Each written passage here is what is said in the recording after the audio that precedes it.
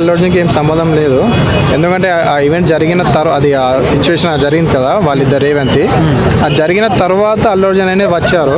Okay, కాబట్టి అది మన అల్లు అర్జున్ కూడా అనడానికి ఏం లేదు. ముందు ఇన్ఫార్మ్ చేయాల్సింది పోలీస్ సిబ్బందికి. మన పవన్ కళ్యాణ్ అయితే చెప్పడం కరెక్టే, సపోర్ట్ చేశారు. కానీ అది క్లారిటీగా అనేది లేదు సపోర్ట్ చేయడం అనేది. అంటే రోడ్తో పోయేదాన్ని గొడ్డల దాకా తీసుకొచ్చారు, ఇక్కడ హీరోని ఒంటరి చేశారు, ఆయన బయటకు వచ్చి అభిమానులకు హాయి చెప్పడం తప్పేం లేదు, అప్పట్లో చెప్పకపోతే కూడా తప్పు పడతారు అంటున్నారు. సో అవి కరెక్టే అంటారా? అదైతే అల్లు అర్జున్ ఆయన చేసింది ఇప్పుడు నార్మల్ ప్రమోషన్ కోసం వెళ్తారు కదా, అయితే ఆయన కరెక్టే.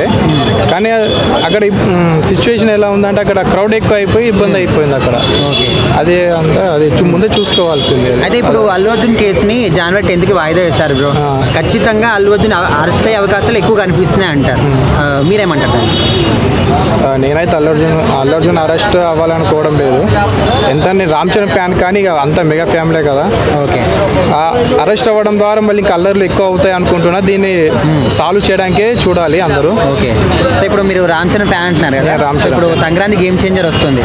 సో మరి ఈ పుష్ప 2 వల్ల మైనస్ పాయింట్ అయింది అంటున్నారు, ఈ బెనిఫిట్స్ ఇవి లేవు కదా. అవును, సో ఖచ్చితంగా కలెక్షన్ విషయంలో మైనస్ పాయింట్ అంటున్నారు. సో మీ అభిప్రాయం ఏంటి దాని మీద? ఇదైతే కలెక్షన్స్ అనేది ఇప్పుడు పుష్పకి అయితే పెంచారు బెనిఫిట్ షోలు. ఇప్పుడు గేమ్ చేంజర్కి అయితే బెనిఫిట్ షోలు లేవు కాబట్టి కలెక్షన్స్ కొంత అటు ఇటు అయినా కూడా రామ్ చరణ్ సినిమా అయితే బ్లాక్ బస్టర్ అవుతుంది. డే 1 250 crores అయితే ఖచ్చితంగా కలెక్ట్ చేస్తుంది. పక్కా 250 అయితే ఖచ్చితంగా. అంత నమ్మకం ఎందుకు గేమ్ చేంజర్ మీద? చూసా అక్కడ హైప్ అనేది ఉంది, ఎందుకంటే మెగా ఫ్యామిలీ అలా. రామ్ చరణ్ అల్లు అర్జున్ అనేది మన ఒంటరివాడు అయిపోయాడు, అయినా అంత కలెక్ట్ అయిపోయింది కాబట్టి ఇక్కడ అంత మెగా ఫ్యామిలీ అందరూ రామ్ చరణ్ సైడ్ ఉన్నారు. టీఎఫ్ఐ అంతా ఖచ్చితంగా కలెక్ట్ చేస్తుంది. మళ్ళీ ప్లస్ మన శంకర్ డైరెక్టర్, ఆయన మూవీస్ అయితే మనం చెప్పక్కర్లేదు, బ్లాక్ బస్టర్ అన్ని. అయితే దీంతో పాటు ఇంకా 2 సినిమాలు ఉన్నాయి కదా, డాకు మహారాజ్ సంక్రాంతికి వస్తున్నామని. సో మరి కాంపిటీషన్ ఎట్లుంటుంది అనుకుంటున్నారు? గేమ్ చేంజర్ అయితే ఏది బీట్ చేయదు. గేమ్ చేంజర్ ముందు అవి చాలా చిన్నవి. ఒక సంక్రాంతి ఆ మూవీ నార్మల్గా నడుస్తుంది. రామ్ చరణ్ మూవీ అయితే అదే ఇప్పుడు సంక్రాంతికి అయితే అదే సంక్రాంతి మొగుడు అని అదే ఉంటుంది. అది ఏం లేదు. జైలుకి పోతూ ఉంటారు, ఒక రోజు నుంచి మళ్ళీ బయటికి తీసుకొస్తారు, అది మాత్రం పక్క.